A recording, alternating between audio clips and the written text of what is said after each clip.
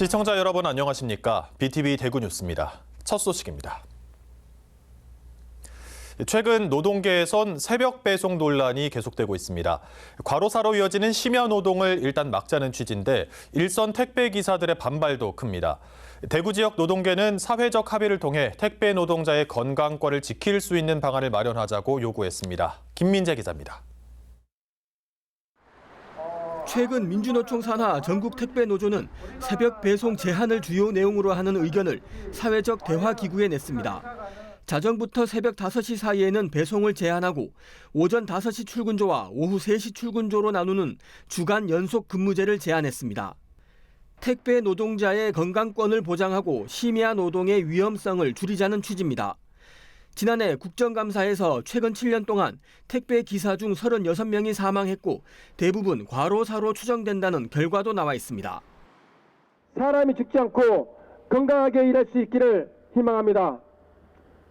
어떤 이들은 그들의 선택이고 직업의 선택 자유라고 이야기하지만 이는 저희 경우가 불안정한 노동 현장 속에서 강요된 선택일 수 있음을 우리는 돌아봤으면 합니다.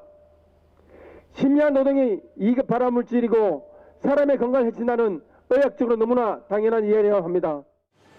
하지만 배송 노동자들 사이에서도 소득이 줄어 생존권을 위협받는다며 반대의 목소리가 큽니다. 대구 지역 노동계는 택배 노동자들의 건강권도 지키고 소비자의 편익도 지킬 수 있는 방안을 사회적 합의로 해결해 나가자고 요구했습니다. 소비자의 편의와 산업의 발전이라는 이름 뒤에 가려진 생명의 희생을 우리는 더 이상 용납할 수 없습니다. 지난 1, 2차 사회적 합의가 분류작업 해방과 노동시간 규제라는 성과를 거두었다면 이제 3차 사회적 합의는 이윤을 위해 속도를 강요하고 노동자의 생명을 위협하는 심야 배송과 365일 배송이라는 구조 자체를 바꿔야 합니다. 그러면서 택배 노동자의 건강권과 휴식권을 보장하고 수입 감소 없는 노동시간 단축을 실현하는 실질적인 대책을 마련해달라고 정부에 촉구했습니다. 택배 사회적 대화 기구는 올해 안에 합의 도출을 목표로 진행되고 있습니다. 현재까지 1, 2차 전체 회의가 열렸으며 3차 회의는 오는 28일 개최될 예정입니다. BTV 뉴스 김민재입니다. 2026학년도 대학 수학능력 시험이 어렵게 출제되면서 수험생들의 혼선이 커지고 있습니다. 당장 지난 주말부터 시작된 대학별 논술고사를 포기한 수험생들이 속출했다고 하는데요. 전문가들은 이럴 때일수록 최저학력 기준 충족 여부를 살펴보고 그 이후 대학별 고사에 집중할지 정시 모집에 집중할지를 결정하라고 조언했습니다. 천혜열 기자가 전해드립니다. 올해 수능은 다소 어려웠습니다. 과목별로 편차는 있지만 국어와 영어, 탐구는 지난해보다 어려웠고 수학은 평이했던 것으로 평가됩니다.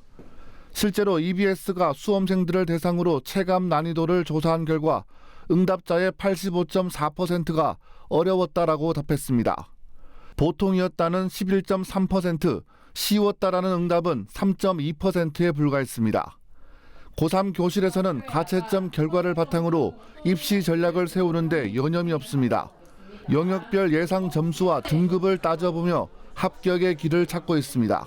수능에 대한 걱정이 좀 커서 최저를 많이 높은 거 대신에 좀 안정적인 걸로 많이 지원해놨는데 그래서 그런지 마음을 좀 편하게 먹고 하려고 해서 이제 최저가 충족률이 좀 높을 것 같아서 이제 발표 나길 기다리면서 이제 어느 방향으로 확실하게 갈지 여러 과를 넣어놨기 때문에 이제 그거에 대한 확정을 정해가면서 입시 전략을 찾을 것 같아요. 수능이 어렵게 출제되면서 당장 지난 주말부터 시작된 대학별 논술 고사의 실질 경쟁률이 크게 떨어졌습니다. 올해 논술 전형은 평균 43.4대 1의 높은 경쟁률을 보이고 있는데 막상 수능이 어렵게 출제되면서 학원가에서는 논술 고사를 치른 일부 대학의 응시율이 지난해와 비교해 4에서 5%포인트 하락한 것으로 보고 있습니다. 수능 최저학력 기준을 충족하지 못한 수험생이 시험 자체를 포기했기 때문인 것으로 분석됩니다. 전문가들은 수능 최저학력 기준 충족 여부와 상관없이 논술 고사에 응시해야 한다고 조언합니다. 입시기관들이 내놓은 등급 컷과 실제 등급 컷이 다를 수 있고 아무리 최저학력 기준을 채우지 못했다고 하더라도 논술 응시 경험이 다음 입시에 도움이 될 수도 있기 때문입니다. 수험생 체감 난이도가 9월 모의평가와 지난해 수능보다 다소 높았을 것으로 추정이 됩니다. 가처점 결과를 기반으로 학생 개개인의 성적 변화와 예상 등급 컷을 분석하고 있습니다. 수시 최저 충족 여부를 빠르게 확인하며 정시에서는 안정, 적정, 상향을 고려한 지원 전략에 세심하게 안내할 예정입니다. 지금은 가채점 결과를 바탕으로 수시 수능 최저학력 기준 충족 여부를 살펴보고 그 이후 대학별 고사에 집중해야 할지 아니면 정시 모집에 최선을 다해야 할지를 결정해야 하는 시점입니다. 성적표가 발표되는 다음 달 5일 이후에는 수시와 정시 어느 쪽에 무게를 둬야 할지 결정한 뒤 대학별, 학과별, 수능 반영 영역과 비율, 가산점 부여 등을 꼼꼼하게 비교해 보는 것이 좋습니다. BTV 뉴스 천혜열입니다. 지난 13일 치러진 2026학년도 대학 수학능력시험에서 대구 지역 부정행위자는 6명으로 집계됐습니다. 반입 금지 물품인 전자기기를 갖고 있던 수험생 2명이 부정행위로 적발됐고 휴대하면 안 되는 물품을 보관하고 있던 수험생 1명도 적발됐습니다. 4교시 탐구 영역 응시 방법을 위반한 수험생 2명과 종료령 이후 답안을 작성한 수험생 1명도 함께 적발됐습니다.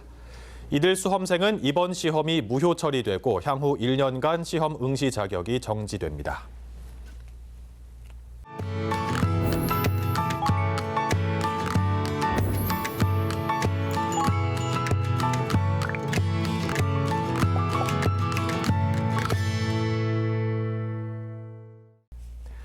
케이블 TV 공동기획 우리 동네 영웅 시간입니다. 포항 사과 주산지인 기북면도 갈수록 인구가 줄면서 소멸 위기에 있는 곳인데요.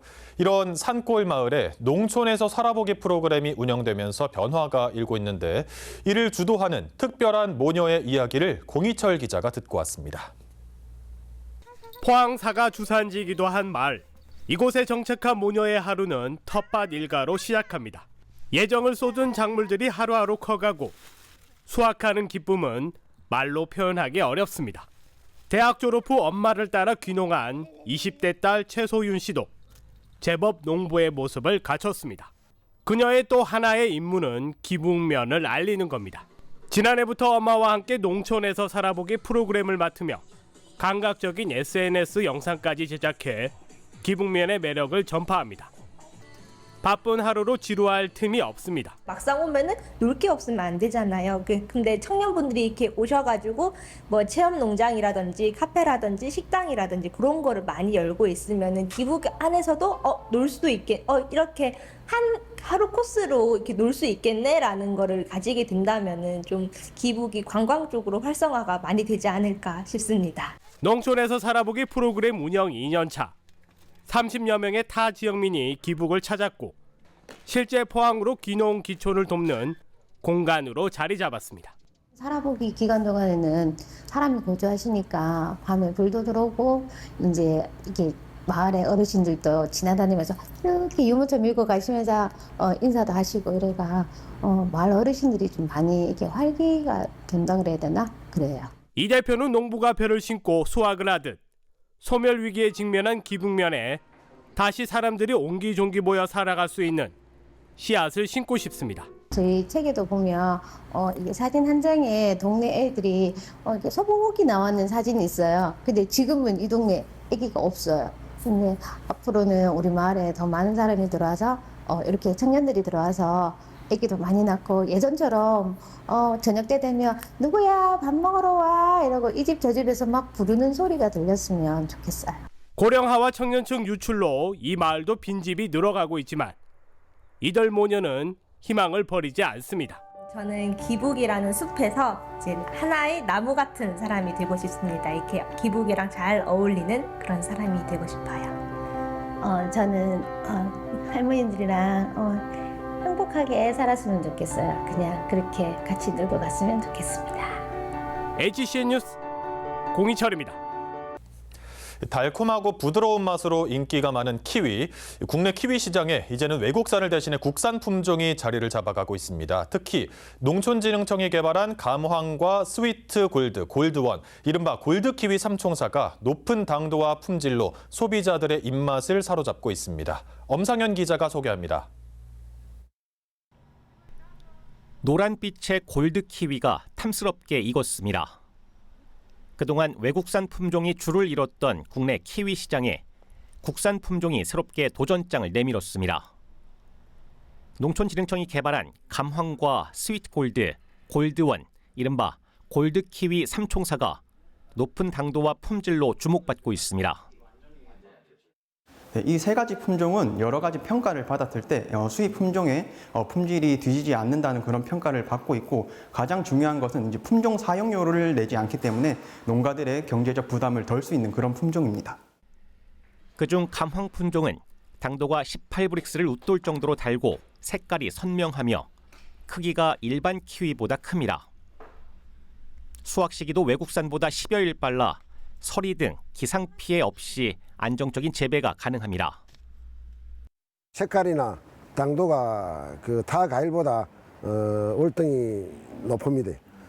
소비자들이 감황을 먹었을 때는 상당히 인지도가 좋아서 작년도에 홈쇼핑을 팔았을 때 재구매가 한 15% 정도 일어났습니다. 2010년에 개발된 스위트 골드는 부드러운 식감과 달콤한 맛이 특징입니다. 병해충에도 강하고 모양이 균일해 상품성이 뛰어나며 제주에서는 한라 스위트라는 이름으로 수출길에도 오르고 있습니다.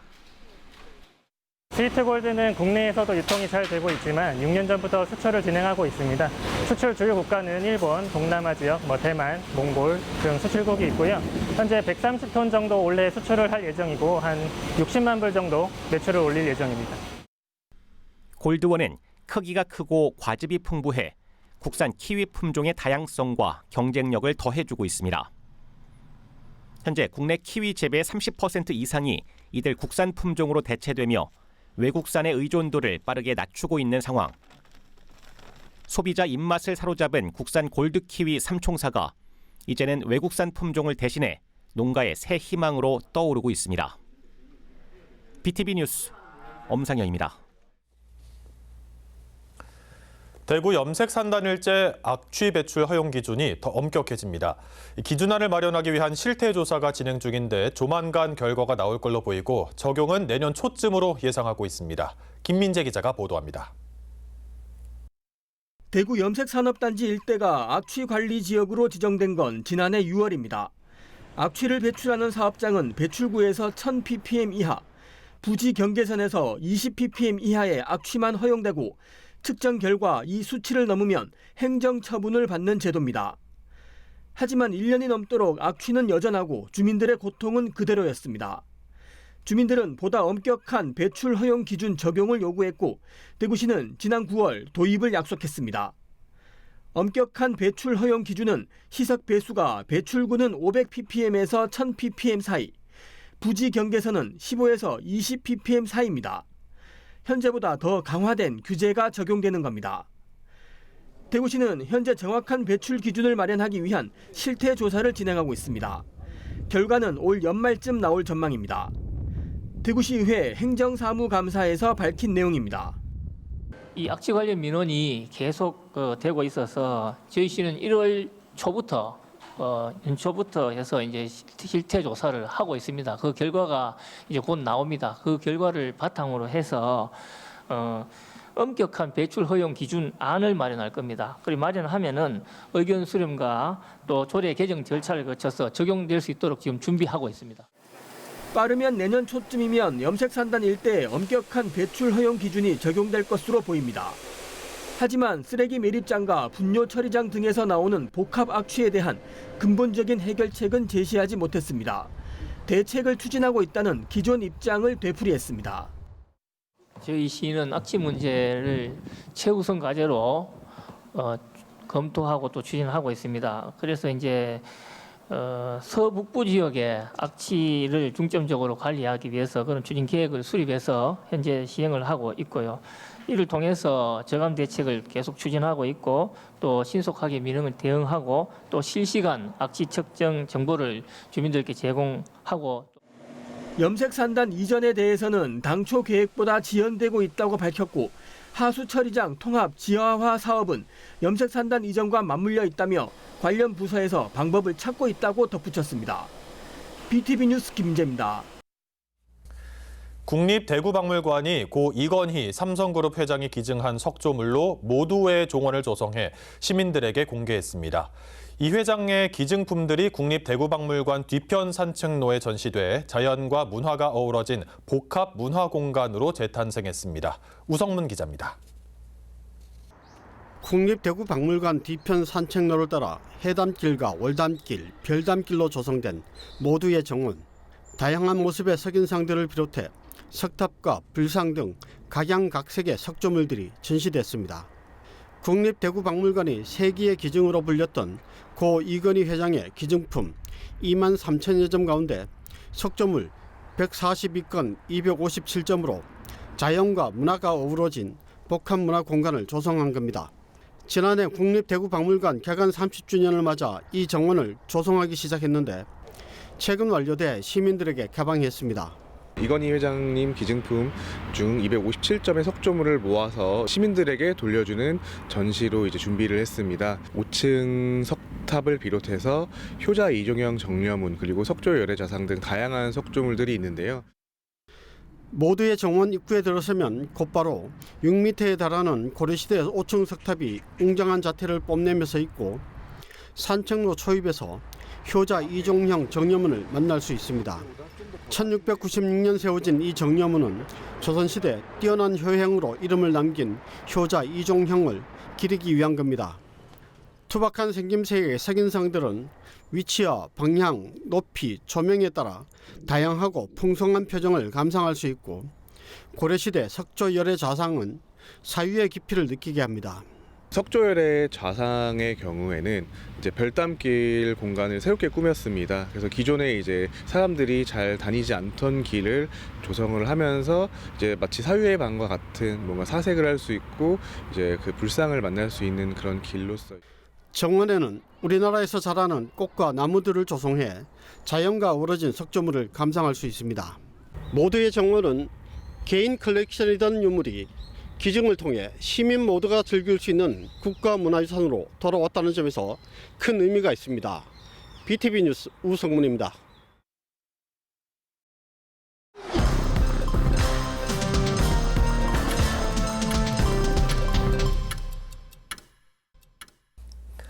(2025) 달성군 제3차 취업박람회가 오는 19일 대구도시철도 2호선 대실역 지하 1층 광장에서 열립니다. 이번 박람회에는 지역 우수기업 17개사가 참가해 관리, 사무, 개발, 설계, 생산직 분야에 209명을 채용할 예정입니다.